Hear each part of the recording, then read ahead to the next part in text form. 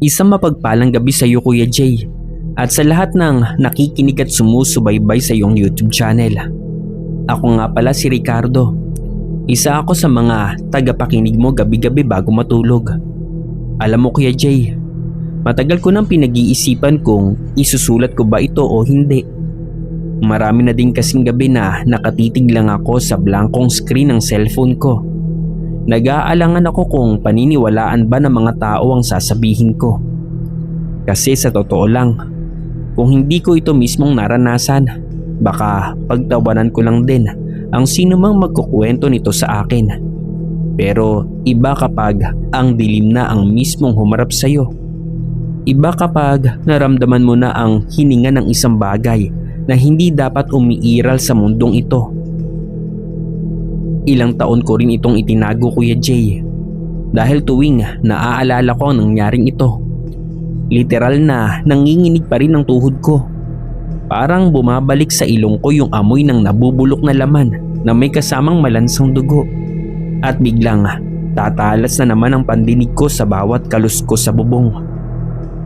Nangyari ang kilabot na ito noong taong 2012. Tandang-tanda ko ang taon na iyon dahil yun ang unang beses na nakatapak ako sa probinsya ng Antique. Partikular na sa isang napakaliblib na bayan na tinatawag na... Kung pamilyar kayo sa Antique, alam ninyong medyo mabundok ang bahaging ito. Doon kasi nakatira ang pamilya ng naging asawa ko noong panahon na iyon na si Elena. Kakapanganak pa lang ng asawa ko sa panganay naming anak na si Toby. 2 buwan pa lang si Toby noong mula nang isilang siya. Isang napakaliit, napakalambot at napakasariwang sanggol. Kaya lang, Kuya Jay, napakahirap ng buhay namin sa Maynila noong mga panahong iyon. Gipit na gipit kami sa pambayad sa upa ng maliit naming kwarto sa Tondo. At halos wala na po akong maiuwing pambili ng gatas dahil din sa kawalan ng permanenteng trabaho. Kaya naman, pagkatapos ng maraming gabi ng pag-uusap at pag-iyak, nagdesisyon kami ni Elena na lumipat muna doon sa poder ng mga magulang niya sa Antique. Ang sabi niya sa akin, "Ricardo, doon muna tayo sa amin. Walang babayarang upa doon. Malawak ang lupain ni na tatay at sariwa ang hangin para sa bata. Makakabawi rin tayo." Dahil wala na akong ibang mapagpipilian, kaya pumayag na ako. Bitbit ng iilang lumang bag at ang aming 2 buwang sanggol. Sumakay kami ng barko patungong Visayas. Walang kamalay-malay na patungo na pala kami sa isang impyerno. Noong unang pagtapak ko sa lugar nila Elena, masasabi kong napakaganda ng paligid. Para kang pumasok sa isang lumang paraiso na hindi pa nagagalaw ng modernong sibilisasyon. Ang bahay ng mga biyanan ko ay matatagpuan sa pinakapaanan ng bundok, malayo sa sentro ng bayan. Napapaligiran ito ng naglalakihang puno ng kawayan na walang tigil sa paglangit-ngit kapag humahangin. May malawak na sagingan sa likod at sa gilid naman ay may mga matatandang puno ng balite na nakatayo malapit sa isang maliit na sapa. Ang bahay mismo ni Tatay Istro, ang biyanan kong lalaki, ay tipikal na bahay kubo sa probinsya. Gawa ito sa matitigas na kahoy. May mga bahaging nipa ang dingding at nakataas sa lupa gamit ang mga posteng kawayan. Ang ilalim ng bahay ay bakante. Doon lang nakalagay ang ilang mga panggatong at mga lumang kagamitan sa pagsasaka. Pero ang tanging napansin ko agad na medyo nagpabago sa pakiramdam ko ay ang distansya ng mga kapitbahay. Napakalayo kasi ng mga kabahayan doon, Kuya Jay. Ang pinakamalapit na pamilya ay halos kalahating kilometro lang ang layo. At para makarating ka doon, kailangan mo pang dumaan sa isang napakakitid na pilapil sa gitna ng talahiban na mas mataas pa sa tao. Walang kuryente sa lugar na iyon. Umaasa lang ang buong kabahayan sa mga debateryang ilawan at mga gasera na gawa sa boteng may mitsa. At kapag dumating na ang gabi doon, Kuya Jay, Ang dilim ay hindi lang basta kawalan ng liwanag. Ang dilim doon ay parang isang buhay na nilalang. Parang isang itim at makapal na tela na biglang ibinagsak sa buong paligid pagpatak ng 6:00 ng gabi. Ang katahimikan ay sobrang talas. Tipong pati ang paghinga ng mga kuliglig sa labas ay parang sumasariwa sa loob ng mismong tenga mo.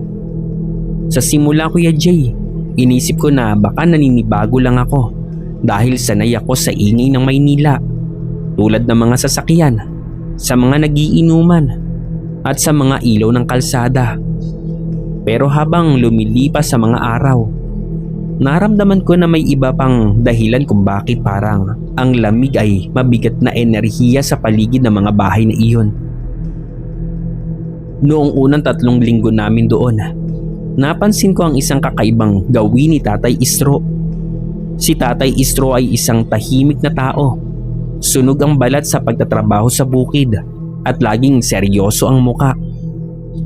Napansin ko kasi na bago pa man pumatak ang 5:00 ng hapon, kahit maliwanag pa ang sikat ng araw, sinisigurado niya nakasarado at nakakandado ang lahat ng bintana ng bahay na gawa sa kapis. Hindi lang basta sarado, Kuya Jay. May mga kahoy siyang ipinapako ng pahalang para siguraduhin hindi ito basta-basta mabubuksan mula sa labas. At pagkatapos noon, bababa siya sa ilalim ng bahay, bitbit ang mga pinatuyong dahon ng sasa, mga tuyong balat ng bawang at maraming sili. Sinisiliban niya ang mga ito para gumawa ng usok na pumapasok sa mga siwang ng sahig na kawayan. Noong una, akala ko ay nagtataboy lang siya ng mga lamok o mga insekto dahil nga may sanggol kaming kasama. Pero ang pinagtakhan ko talaga ay ang mahabang baging na laging nakasabit sa likod ng pinto ng bahay. Kulay itim ito, toyo at may mga matatalas na parang tinik sa gilid. At isang araw nga, tinanong ko si Elena kung ano iyon. Ang sabi niya sa akin ay buntot pagi daw iyon. Galing pa daw yun sa baybayin ng antike at binili ni Tatay Istro sa isang matandang albularyo. At bandang isang hapon, habang nagtatabas kami ni Tatay Istro ng mga damo sa likod ng sagingan, hindi ko na napigilang magtanong sa kanya. Ang sabi ko, "Tay, bakit ho ba parang laging may pinaghahandaan kayong gera gabi-gabi? Kulob na kulob ang bahay natin tapos may usok pa sa ilalim. Hindi naman ho yata uso ang magnanakaw dito dahil napakalayo natin sa bayan." Noong marinig niya ang tanong ko, biglang huminto si Tatay Istro sa pagtatabas. Hindi rin siya tumingin sa akin, Kuya Jay. Nanatili siyang nakatitig sa tuktok ng bundok ng San Remigio noong oras na iyon at unti-unti nang nilalamon ng isang makapal at kulay abo na hamog. Huminga siya ng malalim at sa isang napakahina pero seryosong boses, sinabi niya sa akin na,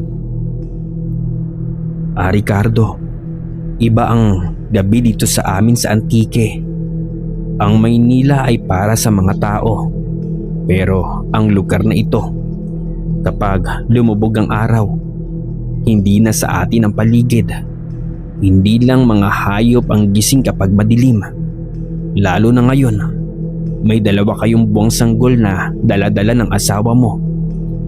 Ang amoy ng gatas ng sanggol, Ricardo, ay parang pabango na humihila sa mga bagay na hindi mo gustong makita. Sabi niya sa akin, Kuya Jay. Noong mga oras na iyon, lihim ako napangiti. Sabi ko sa sarili ko, matatanda na talaga sa probinsya. Mahilig sa mga kwentong bayan para panakot sa mga tubong Maynila na tulad ko. Inisip ko na baka gusto lang niyang sumunod ako sa mga patakaran ng bahay kaya niya sinasabi yun sa akin. Kaya naman binaliwala ko lang ang sinabi niya. Nagpatuloy ako sa pagtatrabaho. Inisip ko kung paano ako makakahanap ng trabaho sa bayan para makabalik na kami agad ng Maynila. Pero ang hindi ko alam, Ang kawalan ko ng paniniwala ang siyang maglalagay sa amin sa isang napaka masalimuot at napakapanganib na bagay. Ilang gabi lang pagkatapos ng pag-uusap na iyon, nagsimula na ang totoong lagim. Nagsimula ang lahat noong huling linggo ng Oktubre. Tanda ko nung gabing iyon. Napakalamig ng hangin na bumababa mula sa bundok. Parang may dalang kakaibang amoy ang hangin. Amoy parang napakalansa na hindi mo maintindihan. At bandang alas 11 ng gabi, natutulog kaming tatlo nila Elena at Toby sa aming maliit na silid. Ang silid namin ay nasa dulo ng bahay, malapit sa bahaging nakaharap sa malawak na sagingan. At bigla akong nagising dahil sa iyak ng anak kong si Toby. Pero hindi ito ordinaryong iyak ng sanggol na gutom lang o basa ang lampin. Dahil Kuya Jay, ang iyak niya noon ay napakalakas, napakatining at puno ng takot. Kung madidinig mo ang iyak na iyon, alam mo na may kakaiba siyang nararamdaman. Kaya agad na bumangon si Elena para kargahin ang bata at subukan patigilin sa pag-iyak. Habang ako naman ay nananatiling nakahiga sa banig. Nakatitig ako sa kisame na gawa sa nipa at pinapakiramdaman ng paligid. Habang umiiyak ang anak ko, biglang may napansin akong isang bagay na nagpataas ng mga balahibo ko sa braso. Ang 4 na aso nila Tatay Istro na nasa ilalim at gilid ng bahay ay biglang tumahimik. Kanina lang, bago kami matulog, narinig ko pa ang sabay-sabay nilang pagtahol na parang may tinatahulan sila sa malayo. Pero sa isang iglap na parang may pumihit ng isang switch, biglang nawala ang lahat ng tahol nila. Walang kaingay-ingay. Imbis na tahol, ang narinig ko na lang ay ang mahihinang ungol. Yung tunog ng aso na takot. Yung umiiyak na parang nanginginig ang buong katawan. At pilit na nagsisiksikan sa pinakamalalim na sulok sa ilalim ng sahig. Noong marinig ko yun, Kuya Jay, naramdaman ko ng kakaibang kaba sa dibdib ko.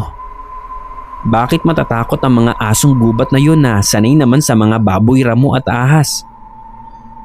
At doon ko na narinig ang unang tunog sa itaas. Mga kaluskos.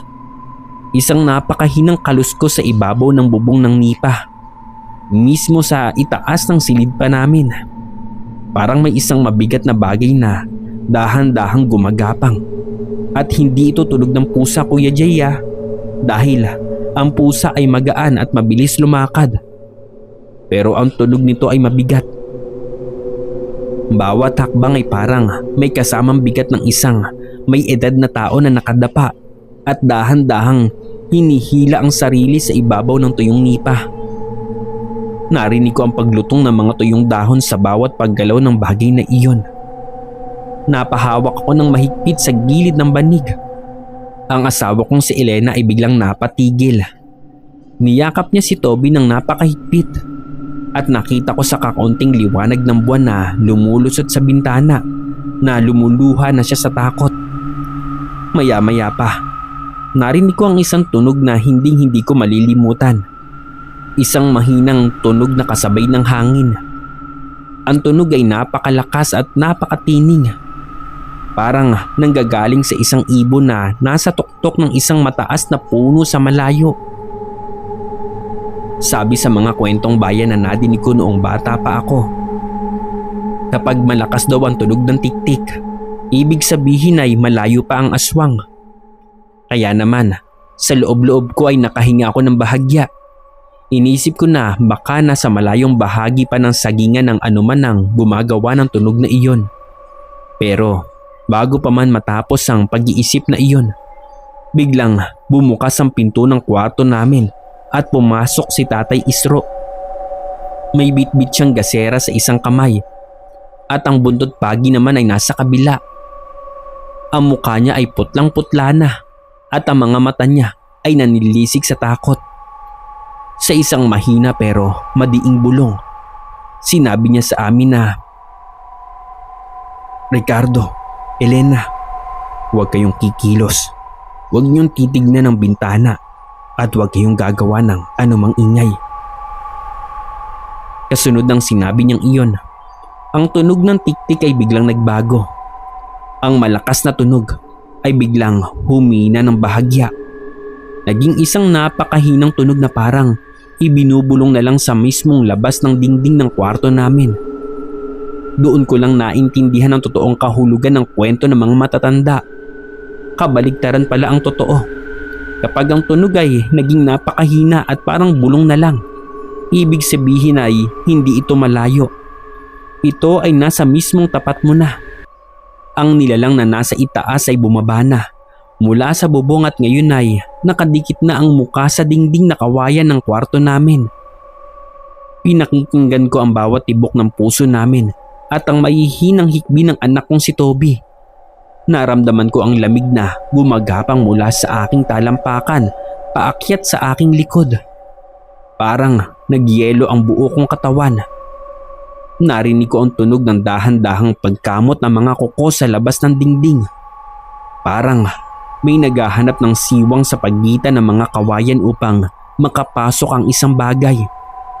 Ang dila ba niya o ang kamay ang gusto niyang papasukin? Hindi ko alam, Kuya Jay. Hawak ko ang aking lumang itak na kinuha ko sa tabi ng higaan. Habang si Elena naman ay nakasubsob ang muka sa dibdib ni Toby at pilit na pinipigilan ang sarili na sumigaw. Si Tatay Isro ay nakatayo sa gitna ng kwarto. Nakataas ang buntot pagi at handa nang humampas kung sakaling may pumasok sa dingding.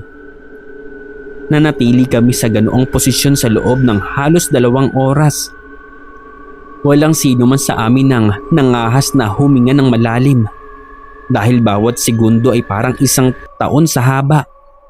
Hanggang sa unti-unti narinig namin ang isang mahabang pagaspas ng hangin sa labas na sinundan ng mabilis na paglayo ng kaluskos patungo sa kagubatan. Nang sumikat ang unang sikat ng araw, doon lang kami nakahinga ng maluwag. Pero alam naming hindi pa tapos ang laban. Kinaumagahan, pagkabukas ng pinto, agad kaming lumabas ni Tatay Istro para tignan ang paligid ng bahay. Doon sa maputik na bahagi sa gilid kung saan nakatayo ang mga haligi ng aming kwarto, may nakita kaming mga bakas. Hindi iyon bakas ng paa ng tao at hindi rin bakas ng kahit anong kilalang hayop sa bukid. Ang bakas ay malalalim. Mukha itong paa ng isang dambuhalang ibon na may 3 matutulis na kuko sa harap at sa likod. At ang mas nagpapatindig ng balahibo ko, may mga nakita kaming patak ng isang malapot, maitim at tila langis na likido sa ibabaw ng dahon ng saging malapit sa bintana. Ang likidong ito ay may napakabahong amoy.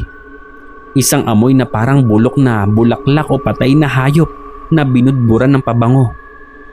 At pagkakita pa lang ni Tatay Istro sa likidong iyon ay napaupo siya sa isang puno at napahawak sa kanyang ulo. "Ricardo," sabi niya sa akin habang nanginginig ang kanyang boses.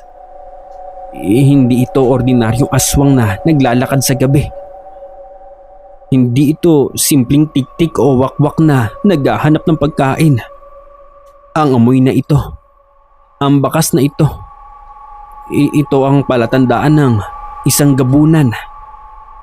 Doon ko sa unang pagkakataon na dinig ang salitang iyon ng buo. Tinanong ko sa kanya kung ano ba talaga ang gabunan na sinasabi niya. Ipinaliwanag sa akin ni Tatay Istro ng buo sa kasaysayan ng mitolohiyang Pilipino sa Visayas, lalo na sa Antique. Ang gabunan ang itinuturing na alpa o ang pinakapuno at reyna ng lahat ng uri ng aswang. Sila daw ang matatandang nilalang na may hawak ng pinakamaitim na mahika sa kagubatan.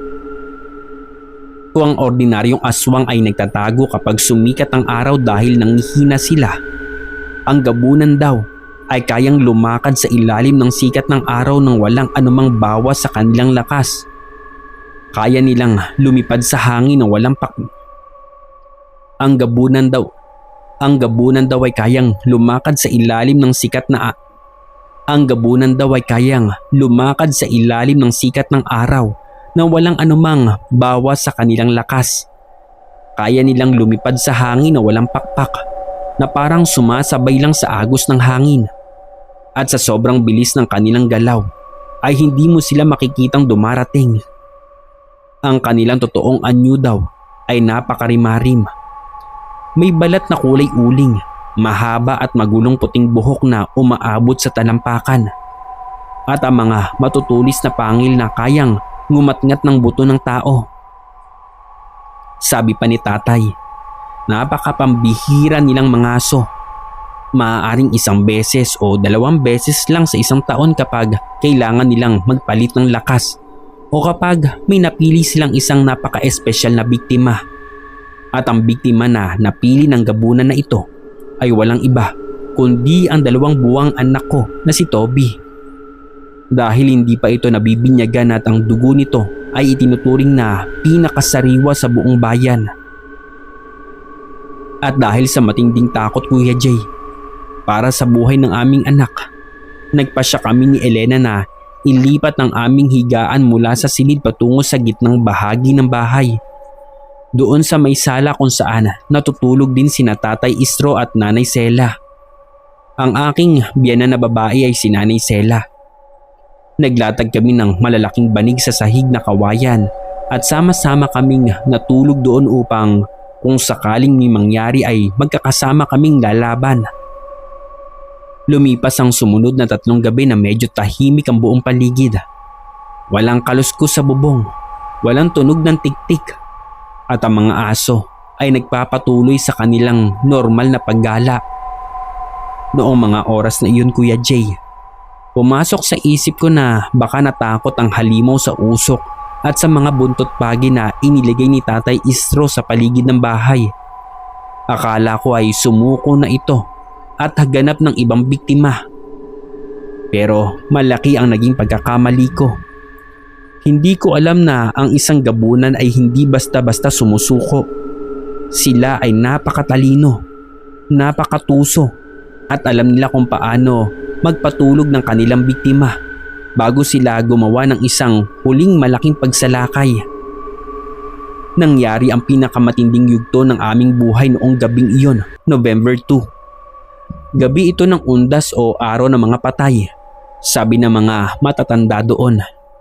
Ito ang panahon kung kailan ang harang sa pagitan ng mundo ng mga buhay at mundo ng mga espirito ay napakanipis. Kaya ang mga maitim na nilalang ay may mas malalaking kapangyarihan na gumawa ng pinsala. Buong araw na bumubuhos ang napakalakas na ulan noon sa bayan. Dahil sa lakas ng ulan, ang lupa sa paligid ng bahay ay naging isang malapot at malalim na putik. At ang gabi ay naging mas malamig at mas madilim kaysa sa mga nakaraang araw. Bandang 8:00 pa lang ng gabi, biglang naubos ang gaas sa aming huling lalagyan. At dahil napakalayo ng bayan at patuloy ang bagyo sa labas, wala kaming paraan para bumili ng bagong supply.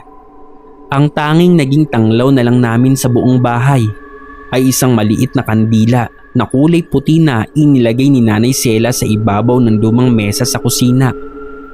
Ang liwanag nito ay napakahina. Lumilikha ng naglalakihang mga anino sa mga dingding na kawayan sa bawat paggalaw ng hangin. At habang nakaupo kaming lahat sa sala, tahimik at nakikinig sa hampas ng ulan sa bubong, biglang may narinig kaming isang tunog mula sa ibaba ng hagdanan. 3 mababagal at may ritmong katok sa pinto sa ibaba. Nagkatinginan kaming lahat. Walang sino man sa amin ang gustong magsalita o gumalaw. Ang distansya mula sa pinto patungo sa kinaroroonan namin ay ilang hakbang lang, kaya ramdam na ramdam namin ang bawat katok. Tinanong ni Tatay Istro sa malakas na boses, "Sino yan?" Pero walang sumasagot mula sa labas. Ang tanging narinig na lang namin ay ang hagupit ng hangin sa mga puno ng saging at ang patak na ulan sa lupa.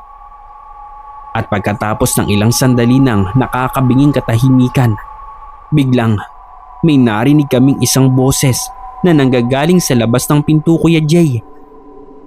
Sa sandaling narinig ko ang boses na iyon, parang tumigil ang pagtibok ng puso ko. Ang buong katawan ko ay binalot ng isang napakatinding kilabot na hindi ko pa nararamdaman noong una. Kasi ang boses na narinig ko ay boses ng sarili kong nanay. Ang nanay ko na nasa Tondo, Maynila, na ilang taon nang hindi nakakaalis nun dahil sa sakit sa puso at walang sapat na pera para maglakbay patungong Visayas. Ricardo anak, buksan mo ang pinto. Ang lamig-lamig dito sa labas. Basang-basa na ako sa ulan. Pinuntahan kita rito mula sa malayo para makita ko lang ang apo ko. Buksan mo na ang pinto anak. Yun ang eksaktong sinabi ng boses, Kuya Jay. Magkapareho ang tono ng pananalita at ang banayad na indayog ng boses nito. Pati ang paraan ng pagtawag niya sa pangalan ko kapag nag-aalala siya sa akin. At sa sobrang gulat at pananabik at biglang pagkawala ng lohika sa isip ko, bigla akong tumayo mula sa banig. Akma na akong lalakad patungo sa pinto upang alisin ang kahoy na nakatrangka at buksan ito. At noong mga sandaling iyon, nakalimutan ko ang lahat ng mga babala ni Tatay Istro tungkol sa gabunan. Ang tanging nasa isip ko na lang ay ang kalagayan ng aking nanay na nag-iisa sa labas at basang-basa sa ulan sa gitna ng madilim na gabi ng Antique. Pero bago pa man makalapit ang aking kamay sa trangka ng pinto, marahas akong hinila pabalik ni Tatay Istro sa magkabilang balikat at buong lakas na tinakpan ang aking bibig gamit ang kanyang magaspang na palad. Tinignan ko siya ng may galit. Pilit na pumipiglas pero nakita ko ang matinding takot at pag-iling ng kanyang ulo. Nakatitig siya sa akin. Lumuluha ang mga mata sa takot. Habang si Elena naman sa gilid ay mahigpit na yakap si Toby. Tahimik na umiiyak habang isinusubsob ang muka sa tuhod nito. Inilapit ni Tatay Istro ang kanyang bibig sa aking tenga at bumulong sa isang napakahina pero madiing boses. Ricardo, mag-isip ka. Ang nanay mo ay nasa Maynila. Paano siya makakarating dito sa gitna ng kabundukan? Sa gitna ng oras ng gabi nang walang sasakyan? At paano niya nalaman ang daan patungo rito sa gitna ng sagingan ng walang dalang ilaw? Isipin mo, Ricardo, isipin mo yun. Hindi mo ba naririnig ang bawat pagitan ng kanyang salita? Walang paghinga. Ang tao ay humihinga kapag nagsasalita. Pero ang bagay na nasa labas ay diretso lang ang boses. Makinig ka, Ricardo. Doon ako biglang natauhan, Kuya Jay. Para akong binuhusan ng isang napakalamig na tubig at nagising sa isang masamang hipnotismo. Tama si Tatay Istro. Noong pinakinggan kong mabuti ang boses mula sa labas na paulit-ulit na nagsasalita, napansin ko na wala itong maririnig na paghinga o pagbuntong hininga sa pagitan ng mga pangungusap. Tuloy-tuloy lang ito na parang isang lumang cassette tape na paulit-ulit na pinapatugtog. Kung hindi dahil sa mabilis na pagpigil sa akin ng aking biyenan, baka nabuksan ko na ang pinto at doon na nagtapos ang buhay naming pamilya noong gabing iyon. Nang mapansin ng nilalang sa labas na hindi kami nagpapadala sa kanyang panggagaya sa boses ng aking nanay, biglang nagbago ang atmospira sa loob ng bahay. Ang malambing at nag-aalalang boses ng isang ina ay biglang naputol. Ang katahimikan ay bumasag muli sa loob ng ilang segundo bago napalitan ng isang napakalalim, napakagaralgal at tila nanggagaling sa ilalim ng lupa na ungol. Ang katok sa pinto ay hindi nakatok. Ito ay naging isang marahas na kalampag. Parang isang malaking troso ang ipinapalo sa kahoy ng pinto ng bahay namin. Nayanig ang buong estruktura ng kubo. Ang mga haligi ay dumanas ng matinding pag-uga at ang mga kawayang dingding ay lumangit-ngit na parang anumang oras ay magkakalas-kalas sa lakas ng puwersa mula sa labas. At kasabay nito, ang pag-alingaw-ngaw ng isang halakhak, isang tawa ng isang matandang babae na napakalaki, napakatining at punong-puno ng galit at panunuya.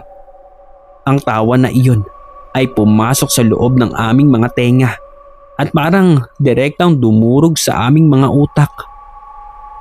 At sa gitna ng matinding kalampag na iyon, Kuya Jay, biglang umihip ang isang malakas na hangin mula sa mga siwang ng bintana at namatay ang nag-iisang puting kandila sa ibabaw ng mesa. Tuluyan kaming nabaon sa isang kabuuang kadiliman. Walang makikitang kahit ano. Kahit ang sarili mong mga kamay sa tapat ng mukha mo ay hindi mo makikita. Ang tanging naririnig na lang namin ay ang tibok ng aming mga puso, ang hagupit ng ulan at ang nakakatakot na tawa ng halimaw sa labas. Sa puntong ito, biglang tumigil ang kalampag sa pinto. Napalitan ito ng isang bagong tunog na nagpabago sa aming takot. Narinig namin ang tunog ng pagbiyak ng kawayan sa ilalim ng aming mga paa. Ang halimaw ay hindi lang nasa labas ng pinto. Ito ay gumagapang na pababa at ngayon ay nasa ilalim na ng bahay. Mismong sa ilalim ng sahig na kawayan kung saan doon kami nakatayo at nakahiga. Narinig ko ang tunog ng kanyang malalaking kuko na kumakamot sa ilalim ng mga kawayan. Naghahanap ng mahinang bahagi upang sirain. At kasabay nito, biglang kumidlat ng napakalakas sa labas. Ang liwanag ng kidlat ay lumusot sa mga siwang ng nipa at nagbigay ng isang segundong liwanag sa loob ng sala. At sa isang segundong iyon, Kuya Jay, nakita ko ang isang bagay na hindi ko malilimutan hanggang sa ako'y nabubuhay. Mula sa mga malalaking siwang ng sahig na kawayan at malapit sa kinaroroonan nila Elena at Toby, may sumulpot na isang mahabang dila. Kulay itim ito, parang kulay uling, at may mga mapuputing parang uod na gumagalaw at nagsisiksikan sa ibabaw ng balat nito. Ang dila ay dahan-dahang humahaba patungo sa itaas at gumagalaw na parang ahas, habang unting-unting lumalapit sa direksyon ng aking asawa at anak. Sa puntong iyon, Kuya Jay, nawala ang lahat ng takot ko bilang isang duwag at napalitan ito ng isang matinding galit ng isang ama na gustong protektahan ng kanyang pamilya. Hindi na ako nag-isip kung paano ko haharapin ito. Buong lakas kong itinaas ang aking hawak na itak at sa tulong ng kasunod na liwanag ng kidlat, buong lakas kong itinaga ang talim sa siwang ng kawayan kung nasaan ang maitim na dila ng halimaw. Naramdaman ko ang pagbaba ng talim sa isang matigas pero madulas na laman at kasunod noon, isang napakatinding tili ang pumuno sa buong kabahayan. Kuya Jay, ang tili na iyon ay hindi galing sa boses ng tao. Ito ay isang pag-iyak at hiyo na parang pinaghalong ingay ng isang baboy ramon na kinakatay at sigaw ng isang matandang babae na pinahihirapan sa apoy. Marahas na umatras ang dila pababa sa sahig at narinig namin ang isang napakalakas na pagsabog ng tunog mula sa ilalim ng bahay habang ang nilalang ay lumipad patungo sa bubong. Narinig din namin ang mabilis niyang pagtakbo sa ibabaw ng mga tuyong nipa hanggang sa marinig namin ang tunog ng malalakas na hampas sa hangin. Isang tunog na parang isang nambuhalang kumot o trapal na ipinapagpag ng napakabilis. Ang gabunan ay lumipad ng malayo, pabalik sa madilim at misteryosong kabundukan ng iniwan kaming nanginginig at basang-basa sa sarili naming pawis sa gitna ng kadiliman. At nang mag-umaga, walang sino man sa amin ang nangahas na pumikit o matulog muli. Nanatili kaming nakaupo ng magkakasama, hawak ang aming mga sandata, hanggang sa unti-unting sumikat ang araw at magbigay ng liwanag sa buong bahay. Pagkabukas ng mga bintana, nakita namin ang sahig na kawayan kung saan ko itinama ang aking itak. May mga bahid doon ng isang malapot at kulay berde na may halong itim na likido na unti-unting natutuyo na. Ang amoy sa loob ng sala ay napakarimarim. Isang amoy ng nabubulok na karne ng hayop na naiwan sa ilalim ng sikat ng araw ng ilang linggo. Agad akong tumayo at hinarap si Elena. Ang sabi ko sa kanya, "Mag-impake ka na. Mag-impake mo na ang lahat ng kaya nating dalhin. Aalis na tayo rito ngayon din." Hindi na tumanggi si Elena at maging si Tatay Istro at si Nanay Sela. Hindi nila kami pinigilan pa. Alam nila at alam naming lahat ng mga oras na yon na ang gabunan ay hindi basta-basta sumusuko. Nasugatan ko ang kanyang dila at ang isang nasugatang reyna ng mga aswang ay babalik at babalik upang maghiganti at tapusin ang kanyang sinimulan. Mas pipiliin ko pang magdusa kami sa gutom sa Maynila. Mas pipiliin ko pang matulog kami sa gilid ng kalsada o sa isang maliit na barong-barong kaysa naman manatili pa kami kahit isang gabi sa lugar na iyon na pagmamay-ari ng mga nilalang sa dilim. Umalis kami sa barangay na iyon noong umaga ng November 3. Sumakay kami ng tricycle patungo sa bayan. At pagkatapos ay nagbus kami patungo sa Iloilo hanggang sa makasakay kami ng barko pabalik ng Maynila. Mula noong araw na iyon, Kuya Jay, hindi na ako muling tumapak pa sa probinsya ng Antique at kahit kailan ay hindi na ako babalik doon.